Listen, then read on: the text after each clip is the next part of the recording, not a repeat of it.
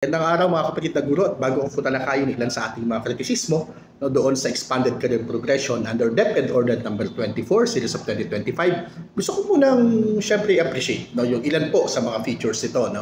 Pero bago yun, isa sa hindi po natin nakasundo dito sa Expanded Career Progression and the guidelines implementing specifically of course itong DepEd Order number 24 Series of 2025. Ang isa po sa hindi natin nakasundo dito ay yung sistematikong pagtanggal sa positions ng mga head teachers. Dahil naniniwala po tayo, lalo na sa malalaking mga high schools, na kailangan po talaga naman. At yung head teachers po natin, ito yung katuwang ng ating mga punong guro sa administration at supervision ng ating mga paaralan. Anyway, tignan po natin yung mga positive na bagay na na-appreciate po natin dito sa Expanded Career Progression.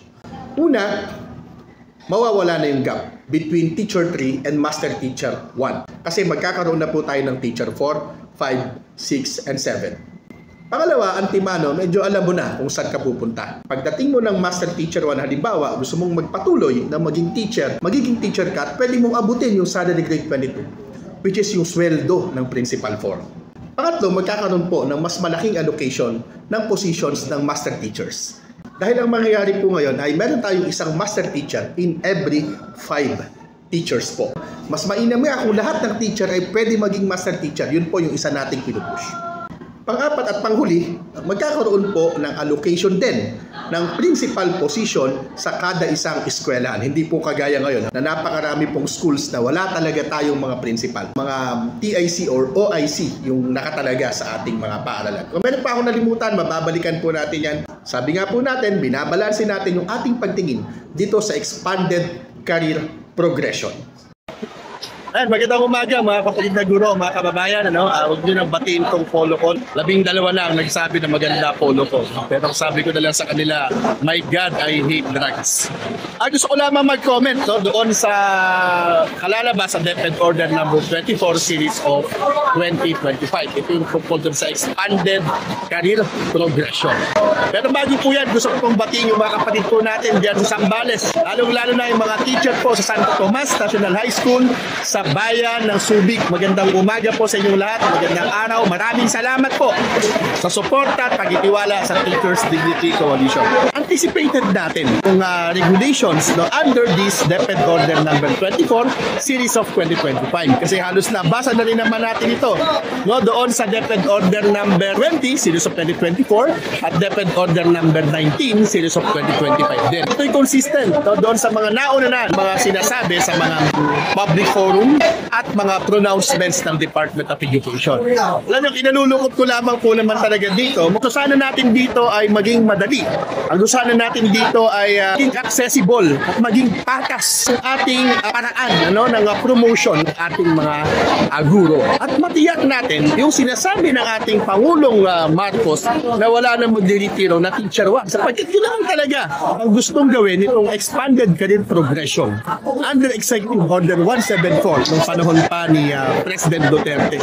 Ilan po sa ating mga sinusulong dyan, ito ay nandun din doon sa ating statements during the House and Senate hearings po.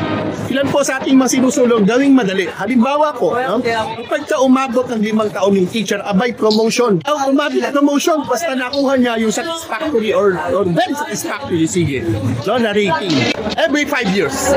Ibig sabihin yan, pag nag-retire yung teacher after serving, let's say for 30 years, teacher 7 siya. At nang bibigyan ng regulasyon dapat. Basta naabot mo yung qualification standard. Isa rin po doon sa ating mga hinihingi, yung mga teacher na nandun, na nagturo sa kabundukan, nagturo sa last mile schools, nagturo sa gida, dapat sila ay ipaprioritize ang kanilang promotion. Sapagkat hindi po yun madali. Ito yung pinupunan natin, na nagiging labanan ng mga papel, kaya panalo ang mga papel. Ano yung mga teacher na walang access doon sa postgraduate education? Hindi na sila mapopromote kailanman. Kasama din po doon sa hinihingi po natin sana na i-simplify yung performance rating system. Hindi na ito gagawing komplikado, hindi na ito gagawing pahirapan, hindi na ito magiging unfair. Kagaya ng kasalukuyan po natin na hinihingi sa atin na IPCRF based doon sa RPMS at sa bago ngayon na PMES. So yun po, lumabas na ito, i-engage po natin ng Department of Education po dito hinggil sa mga provisions nito at mananatili po ang ating panawagan na ang promotion ay gawing accessible. Lahat ng teacher ay dapat may karapatang ma-promote. Lahat ng teacher ay dapat hindi magre-retiro na teacher 1 o teacher 2 o teacher 3. Lahat ng teacher ay may oportunidad para dito sa sinasabing fair na merit and promotion system sa ating kagawaran ng edukasyon. Maraming salamat po at aboy po tayo lahat mga kapatid. At please lang, sumali po kayo sa TDC. Thank you.